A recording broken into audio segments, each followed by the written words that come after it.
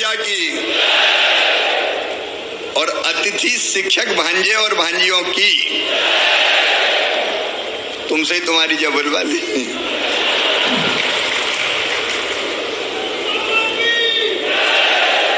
आज अतिथि शिक्षक महापंचायत में हमारे बीच पधारे हुए मध्य प्रदेश के हमारे स्कूली शिक्षा मंत्री आदरणीय इंदर सिंह परमार जी, भाई भारतीय मजदूर संघ के हमारे महामंत्री आदरणीय श्री मधुकर सांवले जी, आदरणीय शिव कुमार चौबे जी, मध्य प्रदेश सामान्य वर्ग आयोग के अध्यक्ष आदरणीय रमेश चंद्र शर्मा जी, मध्य प्रदेश राज्य कर्मचारी कल्याण के काम में लगे हुए हैं, आदरणीय वेद जी योग आयोग के अध्यक्ष प्रहलाद भारती जी, उपाध्यक्ष पाठ्य पुस्तक निगम बहन रश्मि अरुण समी जी, संजीव जी, अनुभा जी, सत्येंद्र जी, हमारे सभी अतिथि शिक्षक संगठनों से भाई मनोज जी, भाई तूफान जी, भाई सुनील जी, संतोष जी, के पवार जी, ब्रजेश जी, अरुणगिरी जी और मेरे प्रिय अतिथि शिक्षक बहनों, भाइयों, बेटे बेटियों,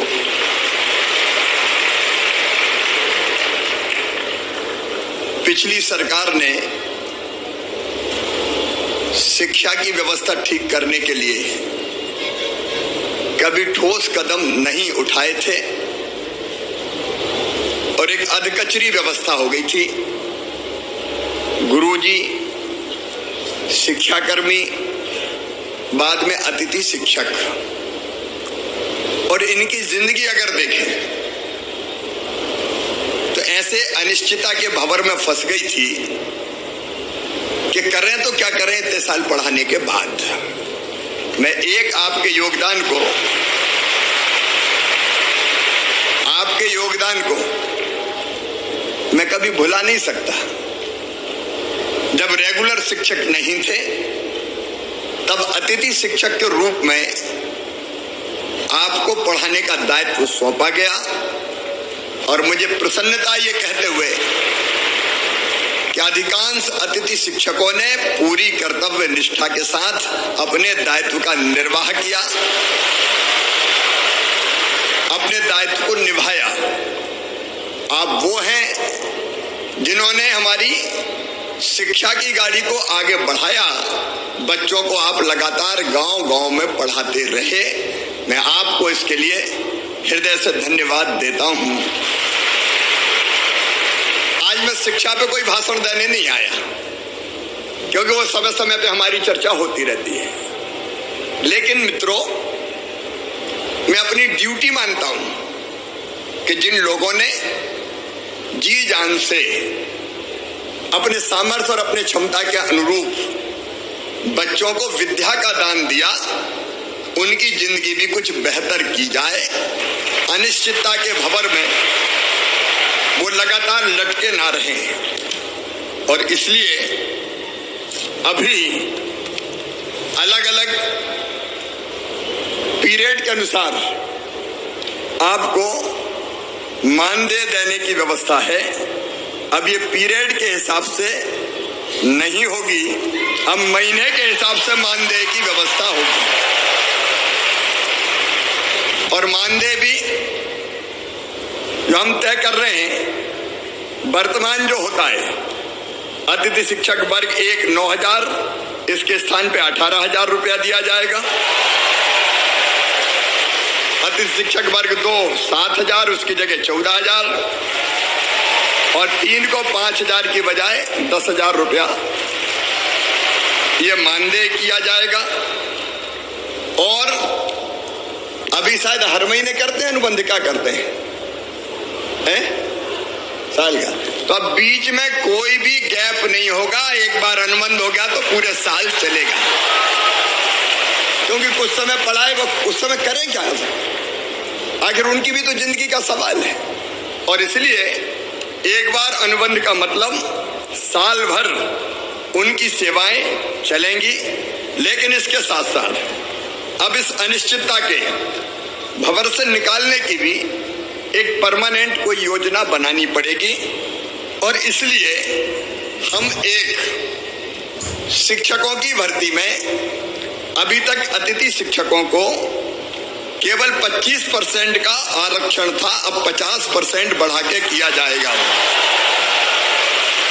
क्योंकि जो पढ़ा रहे हैं, जो अनुभवी है, वर्षों का व्यवहारिक ज्ञान जिनको है, अगर वो भर्ती होंगे तो मैं समझता हूं कि वो बेहतर ढंग से बच्चों को पढ़ा सकेंगे, बेहतर ढंग से बच्चों को पढ़ा सकेंगे।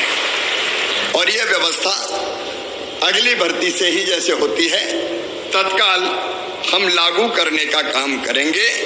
और अतिथि शिक्षकों को उच्च शिक्षा विभाग के अनुसार प्रतिवर्ष 4 और अधिकतम 20 अंक बोनस के रूप में ये प्रदान किए जाएंगे, ताकि अधिकतम उनका चयन हो सके, उनका सिलेक्शन हो सके।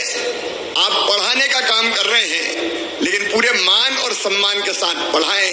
एक मैं ये भी तय कर दूंगा कि जैसे नियमित पढ़ाने वालों को वेतन मिलता है, अब चूंकि वेतन तय हो गया है, मानदेय तय हो गया है, इसलिए निश्चित महीने की 1 तारीख, 1 या 2, 3, 4 जो भी होती है, उसमें सबको मानदेय मिल जाए, भटकना ना पड़े, परेशान ना होना पड़े, ताकि इनके घर की गाड़ी भी चल सके, परिवार को भी ये ढंग से देखने का काम कर सके। और एक मैं गुरुजियों की तरह एक योजना बनाऊंगा कि जिसमें पात्रता परीक्षा लेके भी हम अतिथि शिक्षकों को नियमित करने की दिशा में आगे बढ़ सकें। जब गुरुजी के लिए किया है तो उनके लिए भी हम सोच सकते हैं। केवल जो आरटीए के अंदर, आपको पता है शिक्षा का जो कानून है आरटीई, उसके अंतर्गत डीएड बीएड वाली जो बाध्यताएं हैं वो हम रिलैक्स नहीं कर सकते, क्योंकि वो केंद्रीय कानून है। लेकिन उसको छोड़ के मेरी इच्छा है कि तुम सब नियमित हो जाओ, ढंग से पढ़ाओ, बच्चों को भी ठीक से पढ़ाओ और बच्चों के साथ साथ अपने परिवार का भी आप ध्यान रख पाए।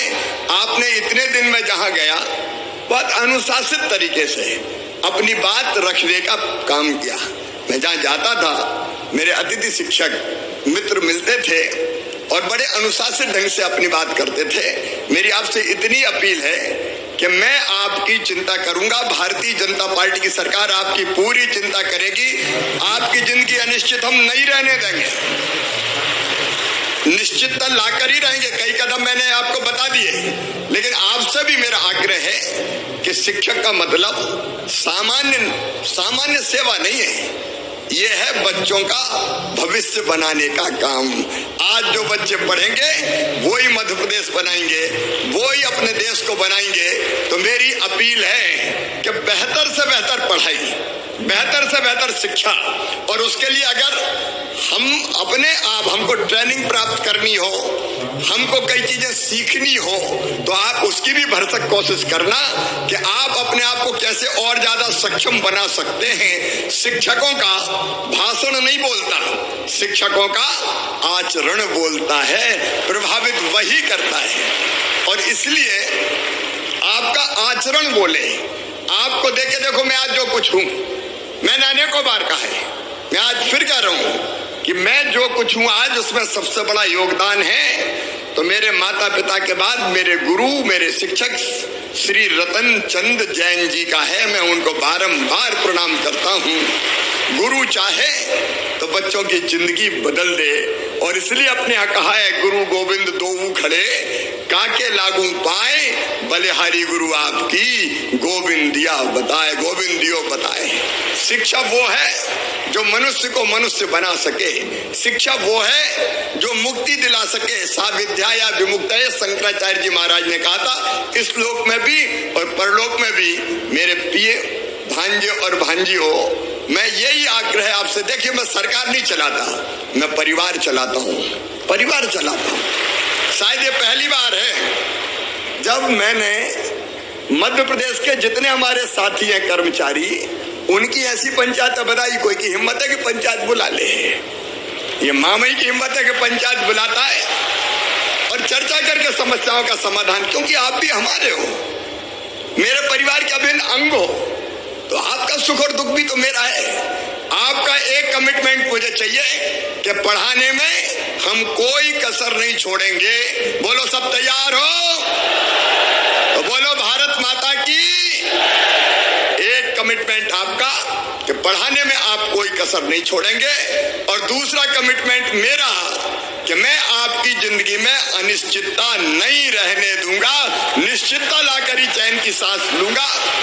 और उसकी कई चीजें मैंने आपके सामने रखी है, वो नीति बना के आपके भविष्य को भी सुरक्षित रखेंगे, क्योंकि आपके भी तो बच्चे हैं, आपके भी तो बेटा, कई की तो शादी हो गई और कई बरस पहले शादी हो गई, कितने सालों से पढ़ा रहे हैं। मैं समझता हूं कि 15-15, 20-20 साल से पढ़ाने वाले भी शिक्षक हैं कि नहीं, अतिथि शिक्षक वो भी हैं। तो ये कहां जाएंगे?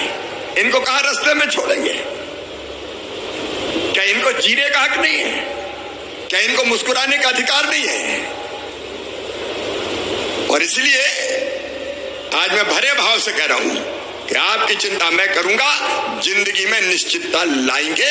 और ये जो कदम हमने उठाए कि गुरुजी की तरह हम पात्रता परीक्षा भी लेके आपको रेगुलर करने का काम करेंगे। 50% रिजर्वेशन भी हमने 50% शिक्षकों की भर्ती में कर दिया, ताकि आप जो न्यूनतम आवश्यकता है वो पूरी करते हुए बच्चों को ढंग से पढ़ाएं। बहुत लंबा चौड़ा भाषण देने की जरूरत नहीं है। मेरे साथ आप एक बार खड़े होके ये संकल्प लेंगे कि मामा जी, शिक्षा के मामले में, बच्चों को ढंग से पढ़ाने के मामले में और हर संभव सहयोग करने के मामले में हम पीछे नहीं रहेंगे। बोलो सब तैयार हो?